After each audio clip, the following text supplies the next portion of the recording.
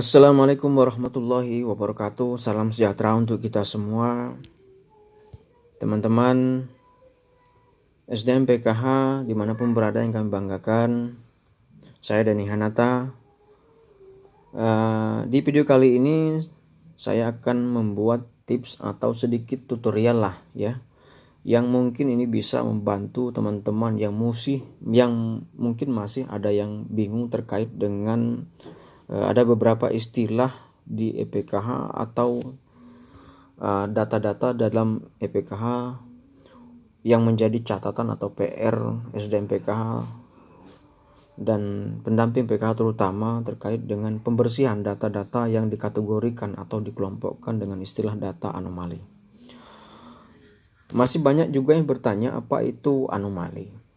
Kalau kita lihat pengertian dari anomali sebagaimana saya kutip di wikipedia.org, anomali adalah penyimpangan atau keanehan yang terjadi atau dengan kata lain tidak seperti biasanya.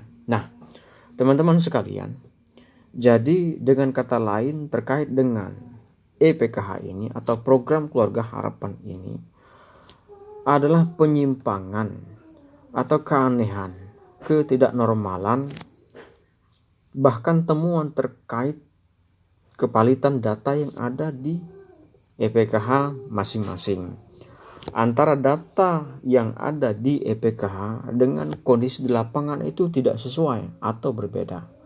Nah, pertanyaan, apakah memang sesuai datanya di EPK ataukah tidak sesuai berdasarkan kondisi di lapangan? Nah, ini tantangan dan juga pekerjaan rumah yang harus diselesaikan atau diupdate atau dimutakhirkan oleh kita sebagai SDM PKH. Nah, sejak dari tahun 2020 hingga awal 2021 sekarang ini, selain dengan target graduasi yang sudah ditetapkan oleh Kementerian Sosial Pusat terkait dengan binaan kita masing-masing, yang paling tidak selama masa pendampingan kita menjadi pendamping PKH dalam kurun waktu 1 tahun misalnya, itu harus paling tidak ada yang digraduasi. Bahkan pusat mencanangkan itu graduasi untuk skala nasional itu 30%. Artinya kalau target ini turun ke provinsi, kabupaten, kota, dan ke pendampingan kita masing-masing, artinya kita bisa saja menggraduasi dengan angka tersebut. Tapi paling tidak dan minimal ada KPM yang menjadi target graduasi oleh karena mereka graduasi dengan kondisi sudah berubah, kondisi sosial ekonominya, atau graduasi mandiri dan atau sejahtera.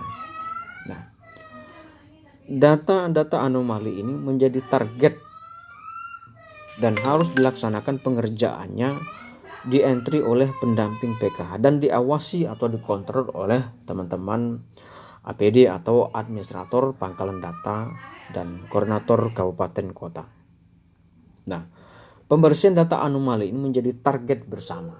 Target pendamping PKH, target APD, target Korkap, kemudian Korwil dan Korek hingga seterusnya ke Kementerian Sosial Republik Indonesia.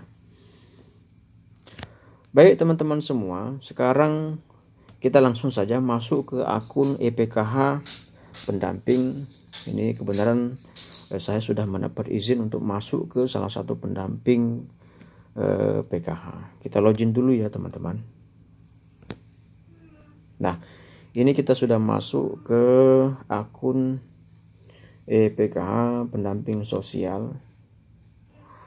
Nah, kita klik di sini ya, kita klik di master, kemudian kita klik di peserta yang pertama, klik di peserta, kemudian klik di menu sebelah kanan itu di barisan atas di status, kemudian kita pilih sesuai dengan kebutuhan kita untuk mencari tahu. Di sini ada peserta eligible atau peserta non eligible, kemudian peserta eligible tanpa pendamping, peserta eligible tanpa kelompok, kemudian peserta eligible tanpa komponen, dan semua peserta. Nah, ini ya teman-teman. Nah, kita klik salah satu peserta eligible tanpa pendamping, kemudian kita tampilkan. Nah, kalau di sini kosong, di list peserta ini kosong, berarti untuk KPM kita yang tanpa pendamping tidak ada, berarti data ini bersih. Kemudian kita pilih lagi peserta eligible tanpa kelompok, kemudian kita tampilkan lagi. Nah, kosong di list ini artinya bersih, artinya semua KPM binaan kita itu ada semua dan terbentuk semua kelompok pada mereka masing-masing. Nah, kemudian ada pilihan peserta eligible tanpa komponen, kita tampilkan lagi. Nah, artinya tidak ada, artinya data di sini bersih. Nah, kemudian kita klik lagi di menu utama, kita kembali ke utama, kita klik di sini. Nah, kemudian kalau tadi kita pilih master kemudian peserta, sekarang kita ke pilihan bawahnya ialah klik di anggota. Kita klik anggota. Nah, ini sudah tampil di anggota. Jadi di anggota ini teman-teman, ini lebih rinci lagi terkait dengan basis data KPM kita, mulai dari peserta, mulai dari yang bersangkutan sebagai peserta PKH, ibu-ibu ini terutama teman-teman, kemudian sampai kepada anggota rumah tangga yang menjadi komponen PKH. Di sini sudah tampil sesuai dengan wilayah binaan masing-masing pendamping. Teman-teman bisa dipraktekkan nanti di EPKH-nya masing-masing. Jadi data anomali ini adalah catatan minus bagi kita selaku SDM PKH. Jadi selagi ada data anomali pada akun EPKH kita masing-masing, selama itu pula catatan minus itu ada di dalam akun EPKH kita masing-masing. Nah, bagaimana caranya? Ya, artinya harus kita mutakhirkan, harus kita bersihkan, dan harus kita update sesuaikan dengan kondisi di lapangan. Baik, lanjut teman-teman. Kita ke menu kategori. Nah, kemudian scroll ke bawah, kita pilih atau klik anomali anggota. Nah, anomali anggota. Nah, kemudian kita klik atau pilih, cari pilihan di kategori anomali. Nah, kemudian kita pilih dulu dari usia dini, masih usia dini. Nah, kemudian tampilkan ada atau tidak data anomali di sini.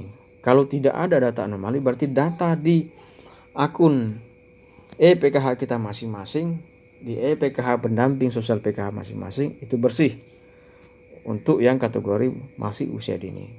Kemudian lanjut lagi setelah tadi usia dini, kemudian belum bersekolah, kita tampilkan lagi belum bersekolah. Nah, bersih di sini artinya semua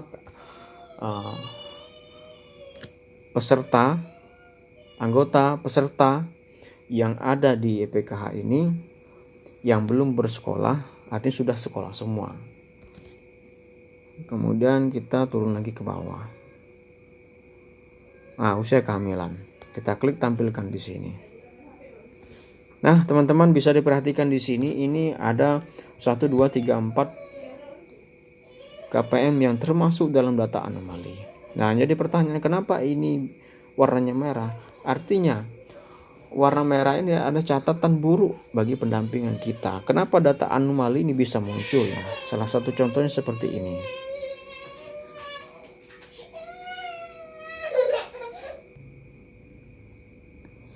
Oke, nah teman-teman, jadi inilah yang dinamakan dengan data anomali ini.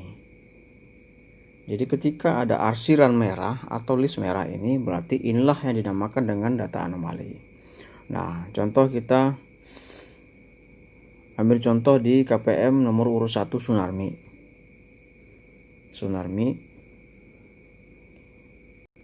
Ini dia hamil. Sekarang usia kehamilan sudah 55 minggu. maksimal usia kehamilan itu adalah 40 minggu.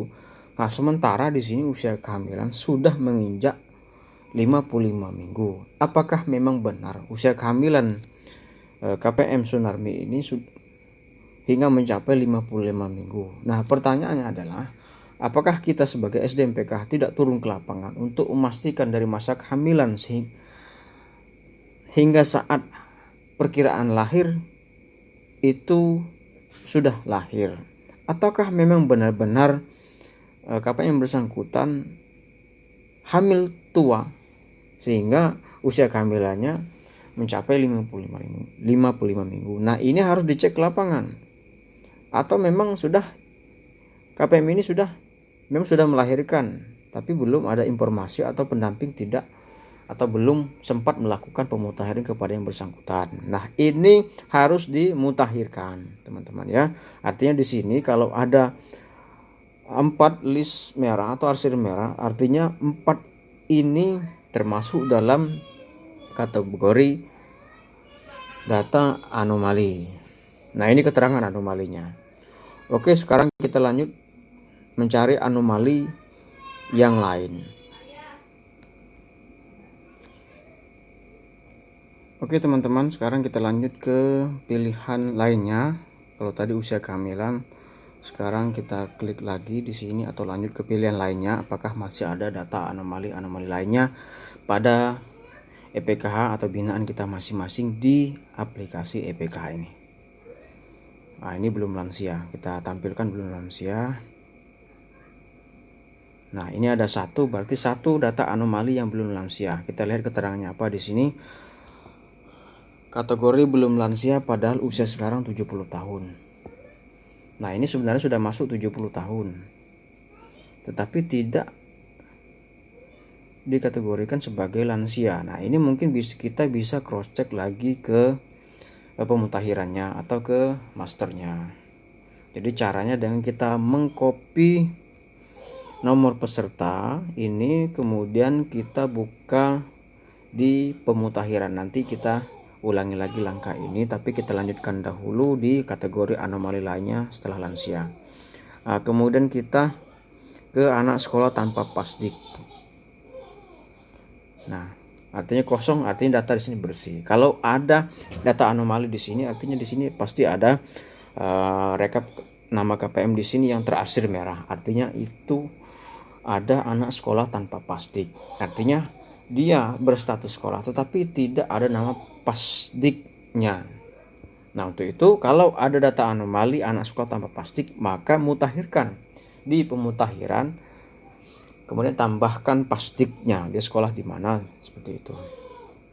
Oke, lanjut di anak usia dini tanpa paskes, ada atau tidak data anomalinya. Nah, sama di sini kosong, artinya bersih data di sini. Kemudian ibu hamil tanpa paskes, ditampilkan lagi. Nah, artinya bersih data di sini. Nah, kalaupun ada, artinya akan tampil di sini. Nah, inilah catatan bagi kita selaku SDM PKH, selaku pendamping PKH, untuk memutahirkan atau membersihkan data-data yang kategori anomali. Oke, tadi ada data anomali di usia kehamilan, tampilkan. Oke. Nah, bagaimana cara memutahirkannya atau membersihkannya? Jadi pertama tadi seperti yang saya singgung di sebelumnya, kita kopes dulu nomor peserta ini atas nama Ibu Sunarmi ini ya. Setelah kita kopes Ibu Sunarmi tadi ya. Nah, kita kopes, kita copy ya. Kita copy Bu Sunarmi ini.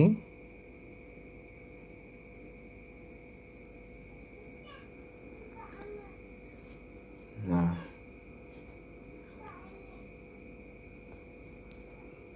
sorry agak sedikit mundur. Nah, kita copy sedikit, kemudian kita klik di menu utama ini teman-teman, klik, kemudian klik transaksi, kemudian klik pemutahiran.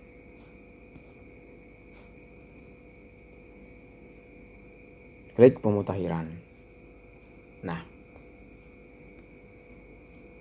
kemudian kita tambahkan ini, klik ini ikon nomor peserta.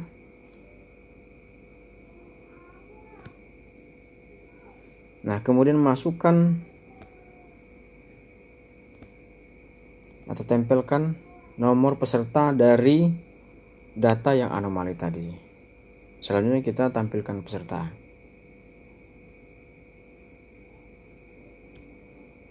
Kita tunggu. Nah, jikalau data di sini tidak ditemukan, berarti sebelumnya sudah dimutakhirkan. Memang sebelum sudah dimutakhirkan, tinggal menunggu persetujuan dan cross check APD, juga persetujuan dari koordinator kabupaten atau koordinator kota. Nah, tadi ada data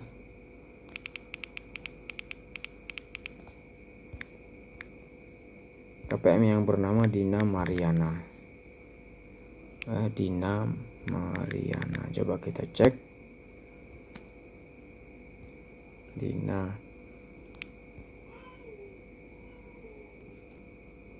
Nah, Dina Mariana ini tercatat sebagai KPM anomali. Baik, sekarang kita cek kondisi eligible, kemudian di perumahan KPM. Nah, ini di samping yang bersangkutan ini data anomali, juga bisa kita mutakhirkan kondisi keterangan perumahan KPM. Di sini ada blok-blok yang harus kita mutakhirkan sesuai dengan kondisi di lapangan saat kita kunjungan atau datang langsung ke atau home visit ke rumah KPM. Kemudian kita lewatkan dulu di blok 3, sekarang kita lanjut ke blok 4.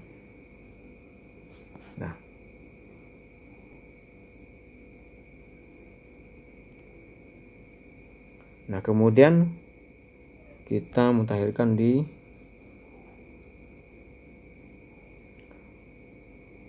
sini.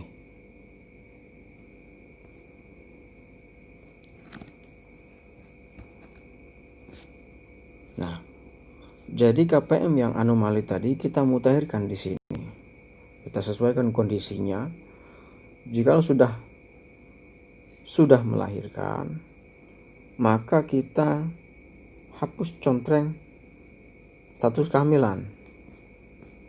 Kemudian artinya data otomatis tidak ada fasilitas kesehatan karena sudah melahirkan. Kemudian kita klik simpan, ya, kita klik simpan. Nah, kemudian artinya KPM Dina Mariana ini sudah melahirkan, dia sudah kita mutakhirkan tidak lagi hamil. Kemudian anak dari KPM Dina Mariana kita masukkan dalam anggota baru dengan mengklik tombol ini, ya, ini teman-teman. Jadi kita klik tambah anggota.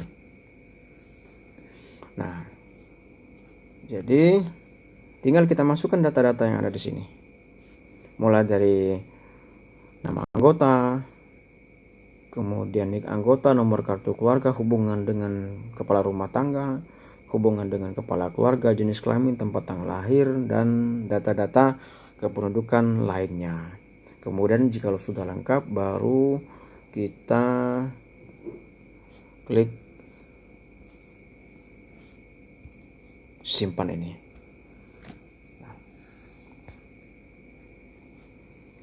Nah, jadi beginilah caranya kita mutakhirkan data anomali.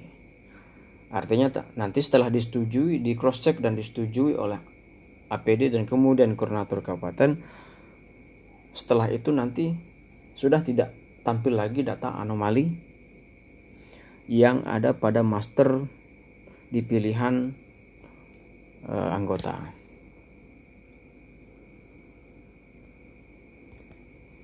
Oke, kita cek lagi teman-teman di anggota tadi.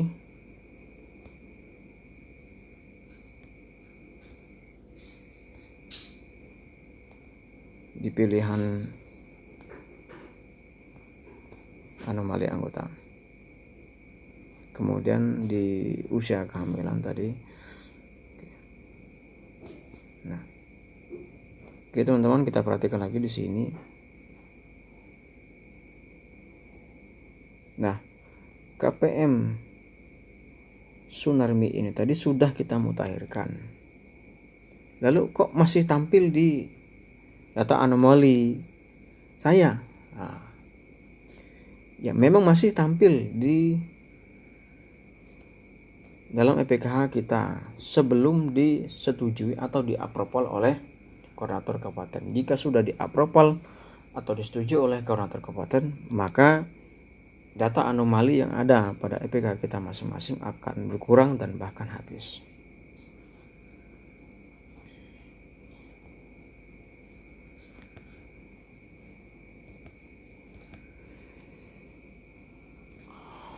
Oke teman-teman, sampai di sini dulu tutorial cara mengupdate, merubah atau membenahi atau membersihkan data-data dengan kategori anomali. Mudah-mudahan sedikit membantu bagi teman-teman semua. Demikianlah, jika ada kekurangan kami mohon maaf. Dan jika video ini membantu teman-teman semua, terima kasih. Karena ini menjadi tugas kita selaku SDM PKH Program Keluarga Harapan Kementerian Sosial Republik Indonesia. Oke, terima kasih saya ucapkan. Wassalamualaikum warahmatullahi wabarakatuh.